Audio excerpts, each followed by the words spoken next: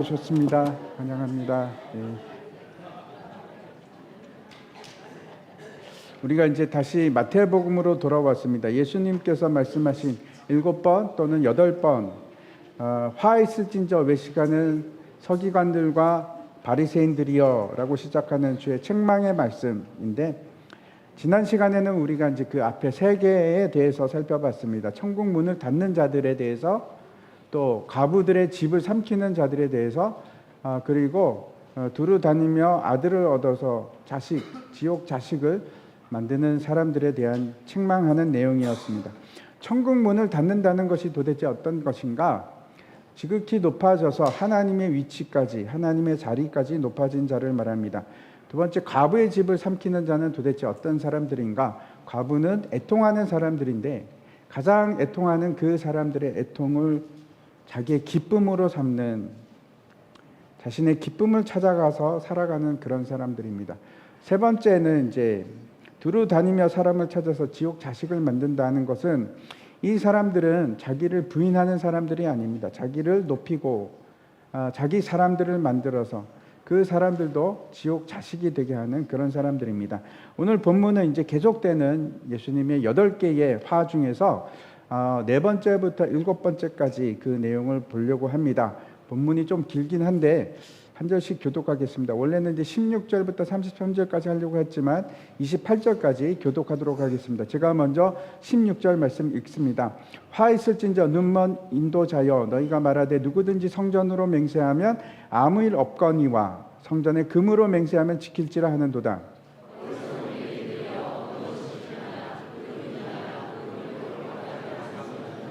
너희가 또 이르되 누구든지 제단으로 맹세하면 아무 일 없거니와 그 위에 있는 예물로 맹세하면 지킬지라 하는도다.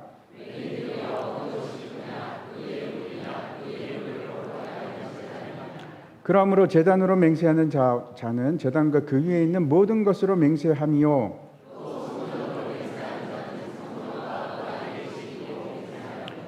또 하늘로 맹세하는 자는 하나님의 보좌와 그 위에 앉으신 이로 맹세함이니라.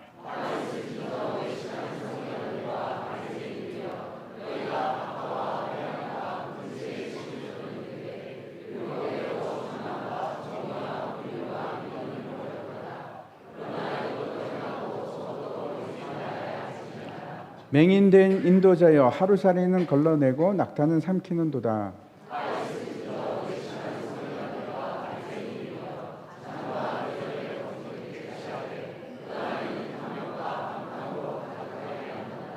눈먼 바리새인이여, 너는 먼저 안을 깨끗이 하라. 그리하면 겉도 깨끗하리라.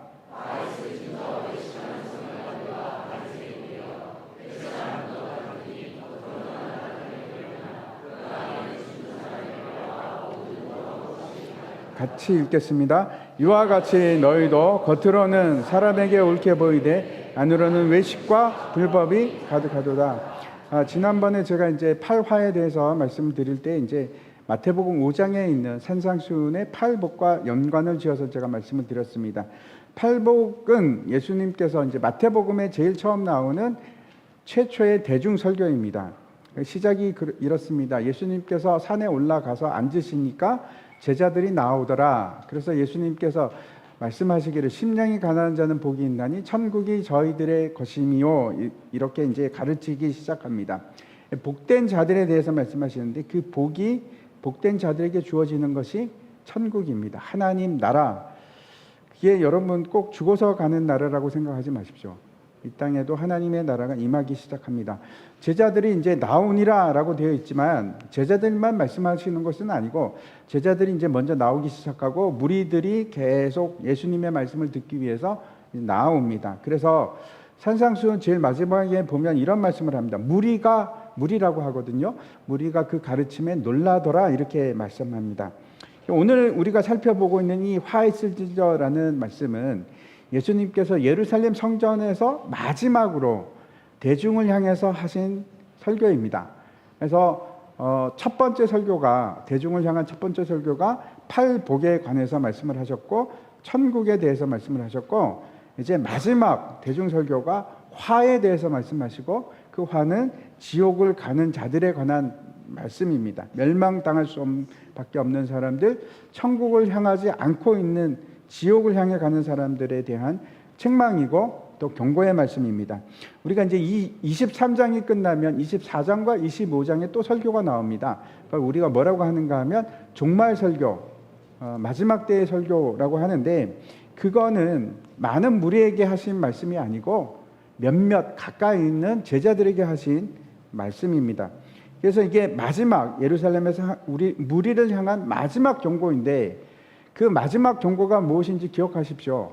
가짜 선생님들, 거짓 선생들, 거짓 지도자들에 관한 내용입니다. 그리고 거짓 구원을 받지 못하는 거짓 신앙에 관한 메시지입니다. 우리가 그래서 굉장히 조심해서 기억하고 또 되새기고 해야 될 내용입니다. 하나씩 살펴보도록 하겠습니다. 첫 번째 우리가 살펴볼 내용은 16절 말씀입니다. 이게 네 번째 화에 관한 것인데, 화 있을진저 눈먼 인도자여 너희가 말하되 누구든지 성전으로 맹세하면 아무 일 없거니와 성전에 금으로 맹세하면 지킬지라 하는도다. 먼저 이제 이 외식하는 바리새인들과 서기관들에 대해서 뭐라고 말씀하시는가 하면 눈먼 인도자여 이렇게 말씀을 시작합니다. 눈이 멀었다. 이게 어떤 뜻인가 하면 원래 뜻이 이런 겁니다. 안개가 가득 껴 있어서 앞이 잘 보이지 않는 그런 상황을 얘기합니다. 작년에 이제 미국 루이지애나 주에서 고속도로 상에서 이제 추돌 사고가 생겼는데, 그때 어떤 일이 있었는가 하면 슈퍼 안개라고 해서 막 아주 자욱한 안개가 끼었는데, 가시거리가 어느 정도 되었는가 하면 3m. 고속도로인데 3m 밖에 있는 건 전혀 보이지 않는 겁니다. 그게 얼마나 위험한 상황이겠습니까? 아마 여러분도 이제 운전하다 보면 그런 안개 낀 데 가보신 적이 있으시죠? 그러면 아무것도 안 보이고 앞에 이제 앞에 있는 차 뒤 테일라이트 빨간 등만 이렇게 보고 따라가지 않습니까? 근데 그것마저도 안 보이는 겁니다. 그것마저도 안 보이는 상황인데, 그래서 연쇄 추돌 사고가 생겼는데 무려 158대가 이렇게 부딪히고 또 부딪히고 계속 부딪힌 겁니다. 우리나라 기록이 제가 읽기로는 32대거든요. 저기는 158대가, 그래서 사람도 많이 죽었습니다. 근데 지금 마찬가지 상황입니다. 안내자가 자신을 따라오라고 하는데 이 사람이 눈이 멀었습니다. 앞을 보지 못하는 사람인 겁니다. 근데 사람들이 그걸 따라갑니다. 맹인인데 왜 맹신하면서 따라가는 겁니다. 왜 그렇게 할까요? 그 사람이 자신이 듣고 싶어하는 말을 하기 때문에 그렇습니다. 시원하지 않습니까? 그 말 들으면 그래 맞아. 그리고 그 말을 따라가는 겁니다. 일종의 확증 편향입니다. 사람들이 생각보다 말을 잘 안 듣는데 자기가 원하는 말을 들으면 금방 잘 들립니다. 뇌가 원래 그렇게 생겼습니다. 그래서 내가 듣고 싶은 말을 하면 번쩍하면서 그게 다 들립니다. 이렇게 따라가는 겁니다. 다시 16절 말씀 보시면 이 사람들이 하는 말이 누구든지 성전으로 맹세하면 아무 일 없거니와 성전에 금으로 맹세하면 지킬지라 그럽니다. 이게 무슨 말일까 한번 생각해 보시기 바랍니다. 먼저 왜 우리가 맹세를 할까요? 여러분 왜 맹세를 하십니까? 맹세를 하는 이유는 대부분 이겁니다. 내가 옳다는 것을 주장하기 위해서, 나의 옳음을 확증하고 사람들에게 증거를 보여주기 위해서, 나는 틀리지 않았다. 이런 얘기 아닙니까? 그래서 사람들이 보통 하늘을 두고 맹세하기도 하고, 또 아버지, 어머니, 부모님을 두고 맹세합니다. 아버지를 두고 맹세할게, 뭐 이런 얘기도 하고, 심지어는 자기 자신을 두고 맹세하기도 합니다. 왜? 자기 자신은 귀하니까. 그래서 내 손에 장을 지진다. 안 맞으면. 그런 얘기 하지 않습니까? 이제 보통 이제 맹세를 하는 이유는 내가 의롭고 틀리지 않아서 결백하기 때문에, 그리고 이제 맹세를 하는데 뭘 걸고 합니다. 그렇죠? 걸고 하는데 그 거는 것이 나보다 큰 거, 가치 있는 거, 내가 생각하는 제일 가치가 있다고 생각하는 것을 겁니다. 그래서 이 말씀은 지금 맹세라는 주제는 결국 어떤 것인가 하면 내가 어디에 가치를 두고 있는가, 내가 어디에 목숨을 걸고 있는가, 그 얘기입니다. 신명기에 보면은 서원한 것은 갚으라 하는 규정이 있는데 한번 보시기 바랍니다. 신명기 23장인데 내 하나님 여호와께 서원하거든 갚기를 더디하지 말라. 내 하나님 여호와께서 반드시 그것을 내게 요구하시리니 더디면 그것이 내게 죄가 되리라. 이 말씀은 이제 어떤 겁니까? 하나님께 내가 무언가를 바치기로 했는데 그걸 드리라, 무조건 드리라, 이런 말씀 아닙니까? 이 계명입니다. 근데 이 서원하다 하는 것이 우리말로는 이제 맹세하다, 다른 말처럼 보이지만 똑같은 말입니다. 맹세하다 하는 뜻인데, 그래서 당시 서기관들이 이 계명을 확장을 하는데 어떻게 확장을 하는가 하면 이렇게 합니다. 성전을 두고 맹세하면 어차피 성전은 우리가 또 뭐 갚을 수 없는 거지 않습니까? 뭐 새로 지을 겁니까? 어떤 겁니까? 성전은 하나밖에 없습니다. 근데 그걸 내가 어떻게 갚겠습니까? 그래서 성전에 두고 갚을 수 없으니까 그건 무시해도 좋은데 성전에 있는 금 이런 거는 반드시 갚아라. 그걸 두고 맹세하면 갚아야 된다. 이렇게 이제 가르치는 겁니다. 그 규정을 진짜 그렇게 둡니다. 바리새인들이, 서기관들이. 그리고 그걸 가르치는 겁니다. 다시 간단하게 말씀을 드리면 이렇습니다. 바리새인들이 주장하는 것은 성전이나 제단으로 맹세할 필요 없어. 맹세할 필요 없고 성전의 금이나 그 위에 올라가는 예물을 가지고 맹세해야지. 그건 중요한 거야. 이렇게 이제 얘기하는 겁니다. 거기에 대해서 예수님께서는 뭐라고 말씀하시는지 17절 말씀 보시기 바랍니다. 어리석은 맹인들이 어느 것이 크냐? 그 금이냐? 그 금을 거룩하게 하는 성전이냐? 어떤 것이 큰가? 이건 묻고 있는데 여러분 어떤 것이 큽니까? 성전의 금입니까? 아니면 성전입니까? 당연히 성전이 더 크죠. 간단하게 이야기하기에는 이게 조금 쉽지 않습니다. 내용이 쉽지가 않습니다. 뒤에서 예수님께서 부언해서 말씀하시는데 그것도 한번 보겠습니다. 21절, 22절 보시면 또 성전으로 맹세하는 자는 성전과 그 안에 계신 이로 맹세하며 또 하늘로 맹세하는 자는 하나님의 보좌와 그 위에 앉으신 이로 맹세함이니라. 성전과 금에 대해서 말씀하시고 똑같은 논리로 제단과 그 제단 위에 올라가는 예물에 대해서 말씀을 하시는데 이런 겁니다. 이 사람들에게는 하나님이 계신 성전, 우리를 의롭게 하는 성전이지 않습니까? 성전을 통해서 우리가 의롭게 되는 겁니다. 그 성전이 중요한 것이 아니고 그 성전에 뭐가 중요하다고 얘기를 하는 겁니까? 금이 중요하다고 얘기를 하는 겁니다. 우리 죄를 씻고 정결케 하는 건 제단인데 제단이 중요한 것이 아니고 제단이 가치가 있는 것이 아니고 제단 위에 올려지는 예물이 중요하다 이렇게 얘기하는 겁니다. 그렇게 가르치는 겁니다. 이 사람들이 그러면은 지금 중심을 두고 있는 것이 어떤 걸까요? 하나님의 의인가? 성전이 누굽니까? 여러분, 성전은 누구십니까? 예수 그리스도입니다. 그게 중요합니까? 그의 의가 중요합니까? 아니면은 물질인가? 마태복음 5장 4절 이제 5장 6절입니다. 5장 6절 그 복 연결된 복을 보겠습니다. 의에 줄이고 목마른 자는 복이 있나니 그들이 배부를 것이며 이렇게 말씀을 합니다. 의에 줄이고 목마른 거 왜 그럴까요? 왜 의에 줄이고 목마를까요? 여러분은 의에 줄이고 목마르십니까? 왜 그러십니까? 내 안에 의가 없어서 내 안에 내세울 만한 의가 하나도 없어서 그래서 의에 줄이는 겁니다. 그런 내 안에 의가 없어서 갈망하는 자들에게 의가 주어지는데 누구의 의가 주어집니까? 예수 그리스도의 의가 우리에게 주어지는 겁니다. 여기 보면 중요한 것은 이렇게 얘기합니다. 그들이 배부를 것이라고 말씀합니다. 놀라운 말씀입니다. 우리는 밥이 우리를 배부르게 한다고 생각하고 돈이 우리를 먹여 살릴 것이라고 그렇게 생각합니다. 그렇죠? 예수님께서 사탄으로부터 시험을 받는데 사탄이 이렇게 시험을 합니다. 이 돌들을 가지고 떡을 만들어라.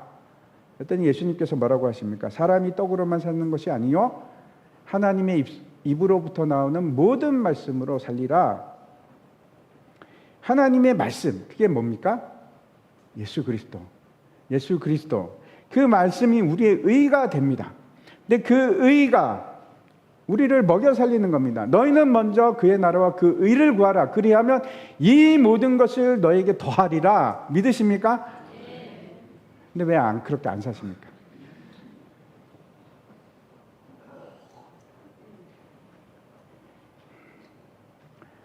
진짜 중요한 것은 그 의입니다. 그것이 우리를 배부르게 할 수 있습니다. 돈이 아닙니다. 빵이 아닙니다.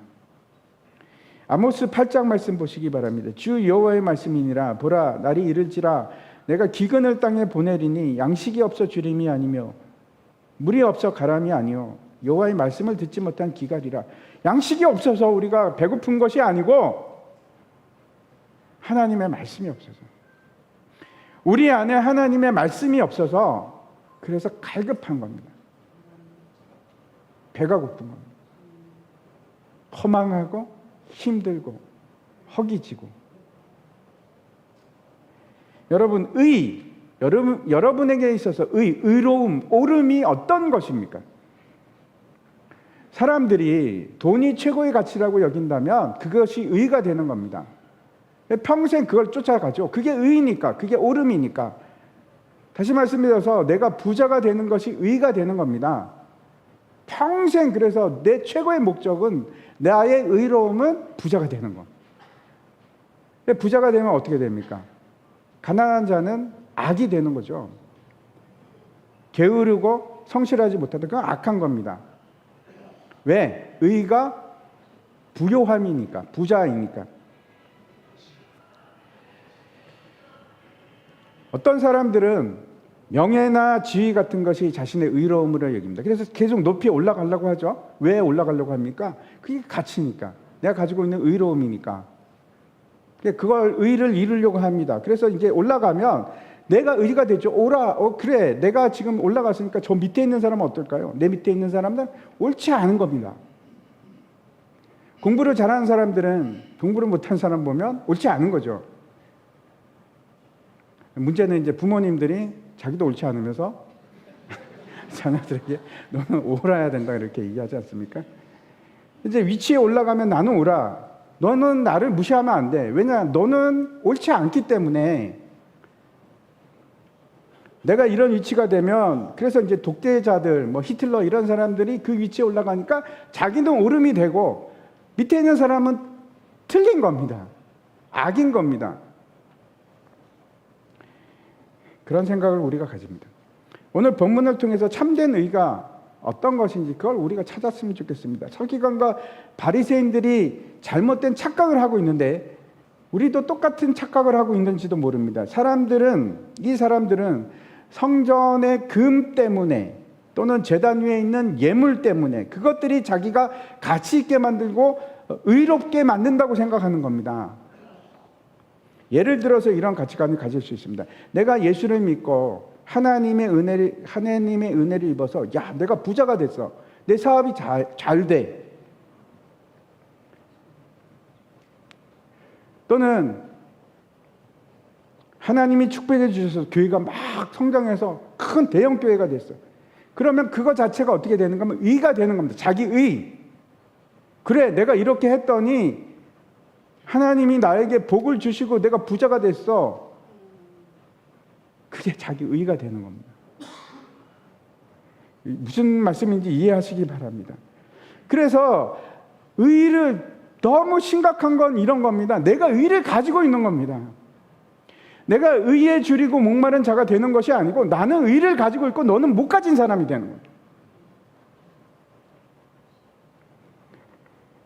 아니요, 그거 잘못된 겁니다. 내가 의에 줄인 자가 되지 않으면 의가 어떤 겁니까?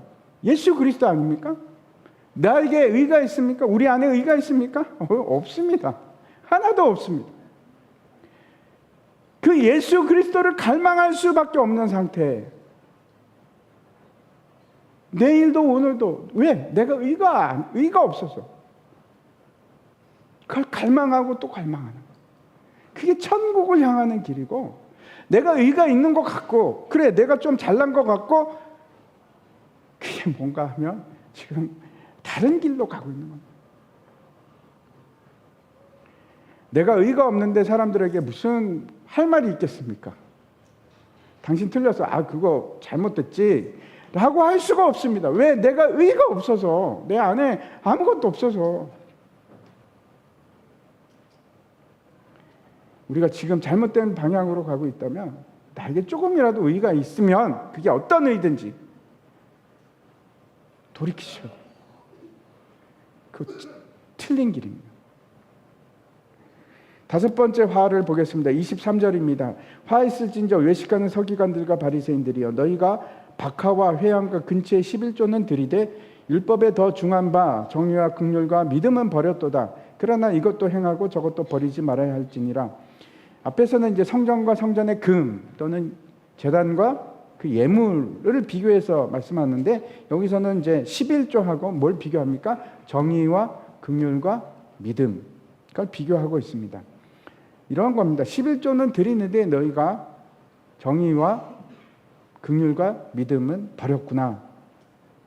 당시 바리새인들이 얼마나 철저하게 11조를 내고 지켰는가 하면, 여기 나오는 이제 박하, 회양 근처는 이게 다 향신료로 쓰는 풀들입니다. 허브인데, 지금으로 보면 이게 민트고, 두 번째가 아니스. 아니스가 제가 뭔지 잘 모르겠습니다. 그리고 커민은 아시죠? 이게 저기 마트 같은 데 가면 팝니다. 커민, 허브 이런 거 파는데, 이걸 가지고 향신료로 씁니다. 근데 요거 이제 식물들인데 작은 식물들 아닙니까? 이거를 하나하나 세는 겁니다. 하나, 둘, 셋, 넷, 다섯, 여섯, 일곱, 여덟, 아홉 개. 이건 내 거. 10번째, 이건 하나님 거. 대단하죠? 경이롭습니다. 그렇게까지 11조를 내는 겁니다. 심지어는 씨앗을 햅니다. 하나, 둘, 셋, 넷. 10번째는 하나님 거. 그 정도로 아주 철저하게 11조를 내는 사람들인데, 그런데 이 사람들이 그렇게 11조는 내면서 정의도 버리고 긍휼도 버리고 믿음도 버리는 겁니다. 이건 이제 또 다른 얘기죠. 분명히 율법은 우리를 향해서 내 이웃을 내 몸과 같이 사랑하라고 말씀하시고, 또 동시에 11조를 내라고 말씀하십니다. 근데 11조는 내는 건 철저하게 하면서 믿음도 사랑도 의도 버리는 겁니다. 잊으시면 안 됩니다. 미가서 말씀 한번 보시기 바랍니다. 미가서 6장 8절인데 구약의 황금률이라고 하는 아주 유명한 구절입니다. 같이 한번 읽겠습니다. 시작. 사람아, 주께서 선한 것이 무엇임을 내게 보이셨나니 여호와께서 내게 구하시는 것은 오직 정의를 행하며 인자를 사랑하며 겸손하게 내 하나님과 함께 행하는 것이 아니냐. 하나님께서 원하시는 것이 세 가지인데, 첫 번째는 정의를 행하는 거고, 두 번째는 사랑하는 거, 이게 이제 긍휼히 여기는 겁니다. 그리고 세 번째는 하나님과 함께 행하는 것인데, 이걸 뭐라고 합니까? 믿음이라고 합니다. 하나님과 함께 행하는 거, 이게 믿음입니다. 이걸 원하십니다. 우리가 일을 하다 보면 이제 디테일하게 뭐 일을 할 수 있는데, 11조 이런 것도 디테일한 거죠. 사소한 것처럼 보이는데, 요 사소한 디테일한 걸 막 하다 보면 뭐가 안 보이기 시작하는가 하면 큰 그림이 안 보일 때가 있습니다. 그런데 잘 생각하십시오. 어떤 일을 할 때 큰 그림이 없이 그 일을 마칠 수 있을까요? 아니요, 못 마칩니다. 바리새인들이 11조 같은 디테일한 것은 잘했는데, 소소하게 사소한 것들은 잘했는데, 더 큰 개념, 사랑과 믿음과 의, 이런 건 왜 안 했을까요? 이 사람들은 왜 사랑하지 못했을까요? 안 보이니까. 정의, 믿음, 사랑, 이런 거는 눈에 보이는 개념들이 아닙니다. 근데 중요한 것은 이것이 없이 율법을 지킬 수 있는가? 하나님 말씀에 순종할 수 있는가? 아니요. 불가능합니다. 세세하게 지켜야 될 것들이 모두 이것으로부터 시작을 합니다. 큰 그림이 이겁니다. 이 바리새인들에게는 진짜 중요한 것들, 정의, 긍휼, 믿음, 이런 것이 없는 겁니다. 형식만 남고 껍질만 남고 그 안에 컨텐츠가 없습니다. 내용물이 없습니다. 신앙인이라고 하는데 믿음이 없는 겁니다. 어떻게 된 겁니까? 신앙인인데 사랑이 없어. 신앙인인데 의롭지가 않아. 어떻게 생각하십니까? 그 신앙인 맞습니까? 가짜죠. 가짜입니다. 가짜 신앙인. 믿음이라는 것은 어떤 의식이 아닙니다. 예배, 헌금하고 기도하고 이런 것이 믿음 생활이 아니라, 믿음 생활은 내가 그 삶 속으로 들어가서 삶이 예배가 되고 예배가 삶이 되고 내 삶이 믿음의 삶으로 변하고, 그리고 의로운 삶을 살아가고, 그게 신앙입니다. 여러분, 우리가 이 예배 드리는 이걸 신앙이라고 착각하지 마십시오. 이것도 하셔야 됩니다. 근데 더 중요한 것은 사랑하는 일입니다. 사랑하지 못하는데, 남을 용서하지 못하는데 그거 신앙인이라고 할 수 있나고요?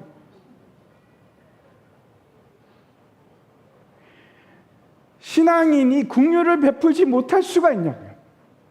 예수 믿는 사람이. 예수 믿는 것은 예수님을 따라가는 건데, 믿음 생활을 하는 건데 따라가질 않아. 그러면 그 사람은 신앙인이 맞습니까?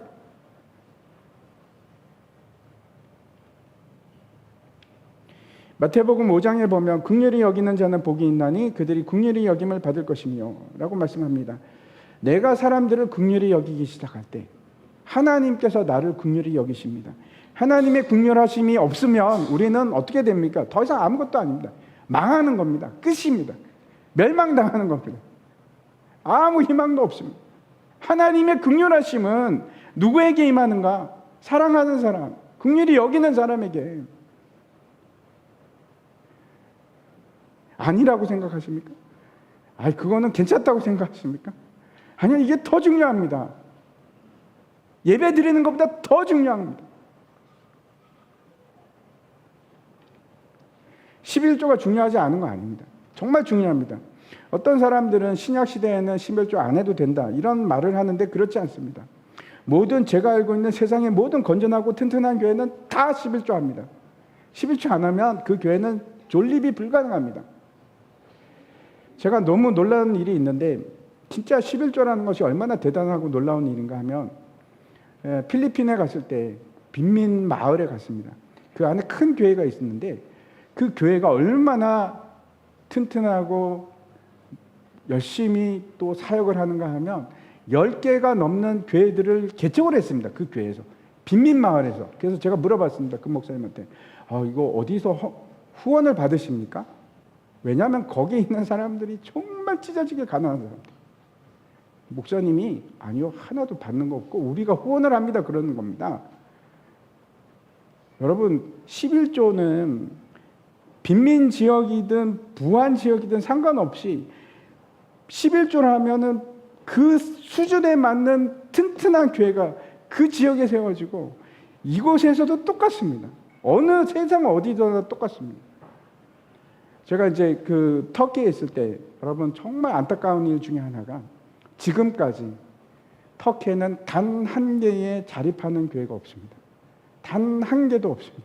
모두가 미자립 교회입니다. 왜 그럴까요? 11조 안 해서 그렇거든요. 왜 11조를 안 하는지 아십니까? 선교사가 교회를 하면 선교사는 본국에서 돈이 옵니다. 근데 왜 11조를 하겠습니까? 왜 헌금을 하겠습니까? 사람들이 안 합니다. 안타까운 일입니다. 예수님께서는 이것도 하고 저것도 하라고 합니다. 11조도 지키고 보다 큰 정의와 긍휼과 믿음, 그거 지키라고 말씀하십니다. 24절 한번 보시기 바랍니다. 맹인된 인도자여, 하루살이는 걸러내고 낙타는 삼키는도다. 이 바리새인들이 이제 어떻게 하는가 하면, 이제 포도주를 거기서 물처럼 마시니까, 이제 식사 때 항상 포도주를 마시니까, 근데 포도주가 있으면 하루살이 같은 것이 빠지는 겁니다. 우리가 얘기하는 하루살이하고 똑같은 건 아닌데, 아무튼 그런 작은 벌레들이 막 빠지니까 그걸 막기 위해서 이제 그거 먹으면 안 됩니다. 왜냐하면 곤충은 이거는 부정한 것이기 때문에 먹으면 안 됩니다. 그래서 채로 걸러냅니다. 걸러내고 이렇게 먹거든요. 근데 그렇게 하는데 여기 뭐라고 하는가 하면은 똑같이 부정한 낙타는 굉장히 큰 동물인데 부정한 동물은 먹으면 안 됩니다. 근데 그걸 삼킨답니다. 가정법이죠. 이게 무슨 뜻입니까? 하루살이는 다 지키면서, 걸러내면서 지키면서, 낙타는 왜 먹냐? 크니까 먹냐? 이런 말씀을 하고 계십니다. 훨씬 더 큰 정의와 긍휼과 믿음은 그냥 안 지키는 겁니다. 지켜야 됨에도 불구하고 안 지키는 겁니다. 우리도 한번 생각해 보시기 바랍니다. 예배를 드리고 11조 생활을 하고 그런 것도 중요합니다. 하셔야 됩니다. 하지만 진짜 핵심은 우리가 하나님을 사랑하고 내 이웃을 내 몸과 같이 사랑하는 것, 그거 우리의 삶 아닙니까? 믿음의 삶 아닙니까? 그걸 살아내야 됩니다. 그게 훨씬 더 중요하고 큰 개념입니다. 중요한 것들입니다. 그래서 오늘 꼭 기억하십시오. 두 번째 핵심이 의와 사랑과 믿음을 지키는 자. 천국을 제대로 가고 있는 겁니다. 지키셔야 됩니다. 예수 믿으면서 용서하지 못하고 긍휼 베푸지 못하고 의롭게 살지도 않고 그거 예수 잘못 믿는 겁니다. 잘못 믿는 겁니다. 큰일 납니다. 우리가 다 실력이 없습니다. 그런 거 지킬 수 있는 실력도 없고 능력도 안 됩니다. 사랑할 수 있는 능력이 우리에게 있습니까? 없지 않습니까? 그래서 겸손하고 낮아지고 하나님께 긍휼을 구하고 그게 신앙입니다. 긍휼히 여기시고 용서하시고 사랑하시고 그렇지 않으면 우리는 바리새인과 똑같습니다. 바리새인과 똑같아요. 다른 곳으로 가는 겁니다. 6번째 25절 말씀 보시기 바랍니다. 화 있을진저 외식하는 서기관들과 바리새인들이여 잔과 대접의 겉은 깨끗이 하되 그 안에는 탐욕과 방탕으로 가득하게 하는도다. 겉과 속을 이제 비교해서 말씀하고 있습니다. 잔이 있고 대접이 있는데 겉을 보기는 멀쩡한데 중요한 것은 그 안이지 않습니까? 음식을 담아야 되는데 잔과 대접도 당연히 이제 뭐 깨끗해야 됩니다. 근데 그 더러운 잔은 못 마시죠. 중요한 거는 그 안이 더 중요합니다. 근데 그 속에 뭐가 있다고 합니까? 탐욕과 방탕, 더러운 걸로 가득 채웠구나. 예수님께서 그렇게 말씀하십니다. 바리새인들이 이제 어떤 사람들인가 하면 외식하기를 좋아하는데 길거리에 서서 기도하는 모습 보여주고 시장 한가운데서 기도하고 사람들 보이기 위해서 여기에다가 경문을 붙이고 다니고 옷수를 길게 늘리고 왜 그렇게 합니까? 내가 경건한 걸 보여주기 위해서. 근데 그 속은 그렇지 않다고 예수님께서 말씀하시는 겁니다. 여러분 제가 질문을 하겠습니다. 이 사람이 경건한지 아닌지 어떻게 구분하시겠습니까? 뭘로 구분하십니까? 이 사람 기도하는 모습으로 하십니까? 예배 드리는 모습? 그런 걸로 경건함을 우리가 측정할 수 있을까요? 그 삶의 열매를 보셔야 됩니다. 진짜 삶의 열매를 보셔야 됩니다. 어떤 열매를 맺고 살아가는가? 그 추구하는 방향을 보셔야 됩니다. 그러면 우리가 짐작할 수 있습니다. 말이 아닙니다. 그 사람이 아무리 아름다운 말을 하고 경건한 말을 하고 성스러운 말, 그 중요하지 않습니다. 그 사람의 삶을 보셔야 돼요. 성령의 열매가 맺히는가 그렇지 않은가. 팔복의 말씀을 보시기 바랍니다. 5장 8절인데 마음이 청결한 자는 복이 있나니 그들이 하나님을 볼 것이며 마음이 청결하다는 것이 어떤 뜻일까요? 두 마음을 품지 않는 것을 말하는데 시편 24편 말씀 제가 한번 읽겠습니다. 여호와의 산에 오를 자가 누구며 그 거룩한 곳에 설 자가 누구인가? 그 손이 깨끗하며 마음이 청결하며 뜻을 허탄한 데 두지 아니하며 거짓 맹세하지 아니하는 자로다. 그는 여호와께 복을 받고 구원의 하나님께 의를 얻으리니 이는 여호와를 찾는 족속이요 야곱의 하나님의 얼굴을 구하는 자로다. 셀라. 여기 보시면 여호와의 성산, 그 거룩한 산에 오르는 자들이 어떤 자들이라고 얘기하고 있습니까? 손이 깨끗한 사람, 로션 바르고 그런 사람, 마음이 청결한 사람, 뜻을 허탄한 데 두지 않는 사람, 거짓 맹세하지 않는 사람, 그리고 하나님께 의를 구하고 하나님의 얼굴을 구하는 자. 이거 다 동격입니다. 똑같은 겁니다. 손이 깨끗한 자가 곧 마음이 청결한 자, 마음이 청결한 자가 곧 허탄한 데 마음을 두지 않는 자, 하나님을 구하는 자. 똑같은 말입니다. 이 사람들이 청결한 자인데 바리새인들은 어떤 사람들인가 하면 그 마음에 하나님을 두는 것이 아니고 뭘 두고 있습니까? 탐욕과 방탕을 두고 살아가는 사람들입니다. 다시 말씀드려서 허탄한 데 마음을 두는 건데 그게 어떤 것인가 하면 내 안에 우상을 두고 살아가는 일입니다. 그래서 세 번째, 여러분 기억하십시오. 내 마음의 우상을 버리는 자가 되지 않으면 우리는 안 됩니다. 큰일 납니다. 우상이 어떤 건가 하면 내가 하나님보다 더 귀하게 여기는 거. 여러분이 자식이 될 수도 있고 돈이 될 수도 있고. 어떻게 판단할 수 있는가 하면 여러분 하루 종일 뭘 생각하는지 잘 따져보십시오. 여러분이 가장 많이 생각하는 것이 하나님보다 더 사랑하는 겁니다. 그게 여러분의 우상입니다. 몇 개나 되십니까? 되게 많지 않으십니까? 우상이 너무 많으시죠? 내 안에 하나님 아닌 거 다른 걸로 채우고 있으면 버리셔야 돼요. 하나씩 하나씩 다 끊어서. 쉽지 않습니다. 떼낼 때마다 아프죠. 그게 내 삶의 가치니까, 중요한 것들이니까. 우상이라서 그렇습니다. 하나님을 대체하는 것들, 그 버리시는 겁니다. 예수님께서는 뭐라고 하시는가 하면, 겉보다 먼저 안을 깨끗하게 한다면 겉도 깨끗해지리라, 그렇게 말씀하십니다. 내 안에 우상들이 사라지기 시작하면 내가 하나님의 영광을 드러내는 자가 되고 예수 그리스도를 나타나는 자가 되고, 그러면 우리 얼굴에서 빛이 나기 시작하는 겁니다. 하나님이 보이기 시작하는 겁니다. 그래서 하나님을 보는 자가 되는 겁니다. 우리 주변에 참 많은 거짓, 가짜 선생들, 가짜 지도자들이 존재합니다. 많습니다. 너무 많습니다. 날이 가까울수록, 그 날이 가까울수록 더 많아질 겁니다. 앞으로 더 많아질 겁니다. 우리를 미혹하는 자, 유혹하는 자, 여러분 분별하셔야 되는데 정말 중요합니다. 제가 오늘 본문에 등장하는 이 사람들인데, 제가 원래는 이제 말씀드리지 않으려고 했는데 그래도 말씀드리는 거가 맞는 것 같아서 제가 말씀드립니다. 어떻게 여러분 가짜를 구분하실까요? 어떻게 하면 가짜를 알 수 있습니까? 누가 가짜 선생인지, 누가 가짜 지도자인지. 첫 번째, 제가 앞에서 말씀드렸지 않습니까? 그 사람의 열매를 봐야 됩니다.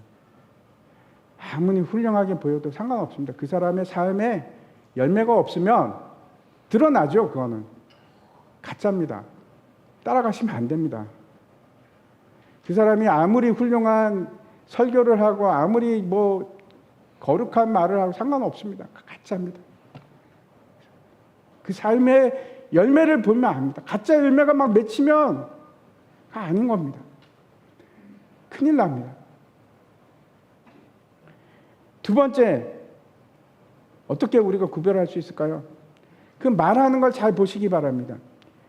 99% 진실을 말한다고 할지라도, 하나님 말씀을 한다고 하더라도 1% 거짓을 말하면, 진리가 아닌 걸 진리처럼 말하면 그거 가짜입니다. 나머지 99% 목사님 이거 너무 훌륭해요, 너무 좋은 말씀하세요, 이거 들으셔야죠, 요거 가지고 그러시면, 아니요, 상관없습니다. 1% 틀리면 가짜예요. 가짜. 진리하고 비진리하고 섞으면 가짜입니다. 이 사람이 얼마나 신령한 말 하고 상관없어요. 하나라도 그 속에 거짓이 있으면 가짜입니다. 세 번째, 여러분 정말 주의해서 들으십시오. 어떻게 가짜를 구분하는가? 그 사람 주장하는 것 잘 분별하십시오. 그가 뭘 얘기하는가? 성경을 얘기하는가? 아니면 자기 주장을 얘기하는가? 자기 주장 얘기하면 우리 지도자는 아닙니다. 여러분, 특히 정치적인 주장하는 거 조심하십시오. 제가 왜 이렇게 얘기하냐면, 정치 아젠다하고 복음하고 같이 못 갑니다. 혼돈하지 마십시오. 혼란스럽게 생각하지 마십시오. 정치 아젠다하고 하나님 말씀하고 절대로 같이 가지 않습니다. 이걸 얘기하는 거는 의심을, 눈초리를 가지고 보셔야 됩니다. 그 사람의 열매를 보십시오. 삶의 열매가 어떻게 하고 있는지, 탐욕을 가지고 살아가는지 보셔야 됩니다.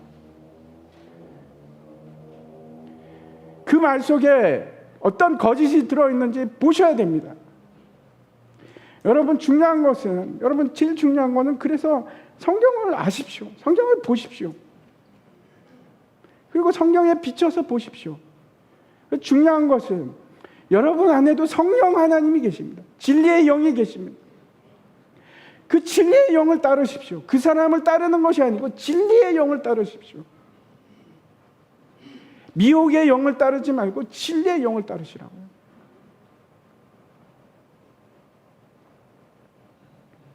이제 7번째 화 보시기 바랍니다. 27절입니다.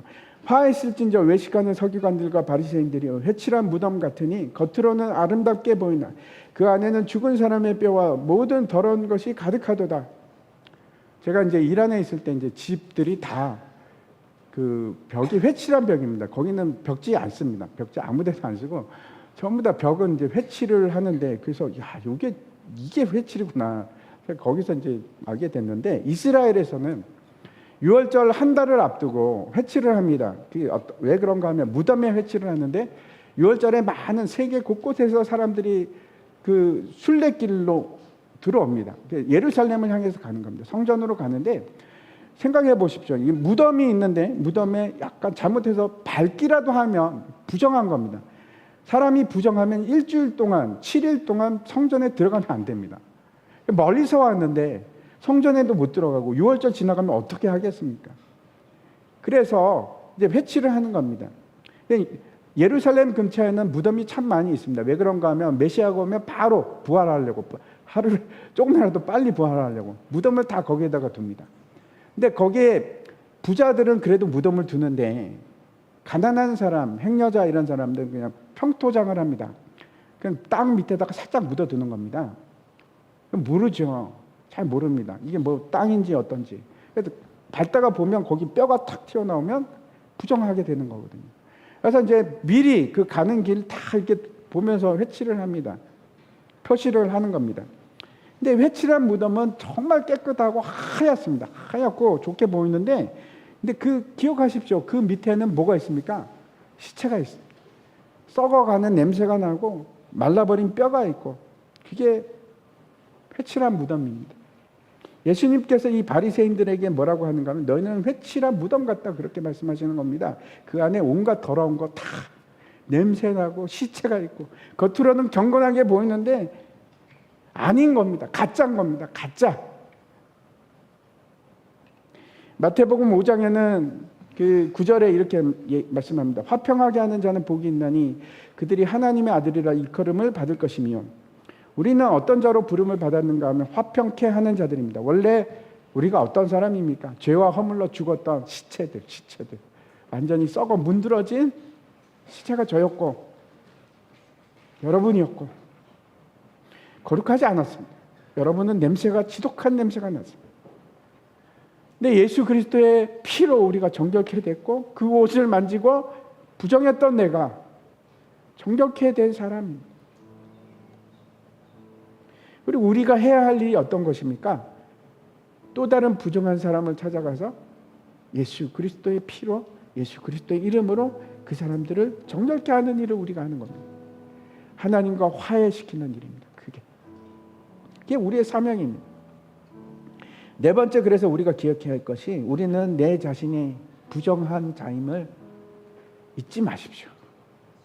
그랬던 사람입니다. 너무 감사한 것은, 진짜 감사한 것은 예수님께서 의인을 부르러 오신 것이 아니고 저 같은 죄인을 부르러 오셨고, 여러분같이 썩어 문드러진 시체들을 구하시려고 오셨고, 시체가 뭐 이렇게 잘난 체 하겠습니까? 썩어 문드러진 냄새나는 우리가 뭘 내세울 게 있겠습니까? 그걸 아는 겁니다. 시체와 같던 나였음을 깨닫는 겁니다. 그 인식이 회복의 시작이고 복음의 시작입니다. 구원의 시작입니다. 그래서 우리는 이제 부정한 것을 피하고, 아이 더러워, 이런 사람이 아닙니다.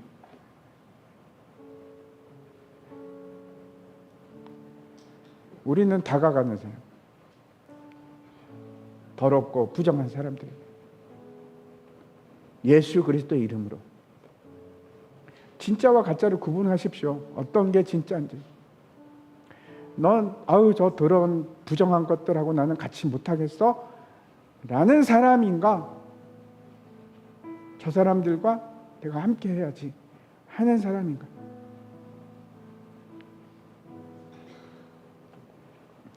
이제 제가 말씀을 마치려고 합니다. 어떤 사람들이 천국에 가는 사람들이고 어떤 사람들이 반대편을 향하는 건가? 첫 번째, 내 소중한 가치가 예수 그리스도, 의, 하나님의 의, 그게 내 참된 가치로 여기는 사람들입니다. 두 번째는 11조 같은 율법도 지킬 뿐만 아니고 정말 우리가 지켜야 될 것이 어떤 겁니까? 사랑. 긍휼히 여기는 마음. 세 번째, 두 마음을 품는 것이 아니고 우리는 어떤 사람들입니까? 내 안에 있는 우상들을 쳐내는 사람들, 죽여나가는 사람들. 아프죠? 그게 내 가치였는데, 내 의였는데 얼마나 아픕니까? 그렇죠? 그걸 잘라내는 내 우상들. 그리고 이제는 내가 시체였던 내가, 그게 너무나 감사해서 또 다른 시체, 부정한 사람들을 찾아가는 사람. 그 사람들이 진짜 제대로 길을 가고 있는 겁니다. 어디를 향해 가는 사람들인가 하면 하나님 나라에서. 다 함께 일어나셔서 같이 찬양하도록 하겠습니다.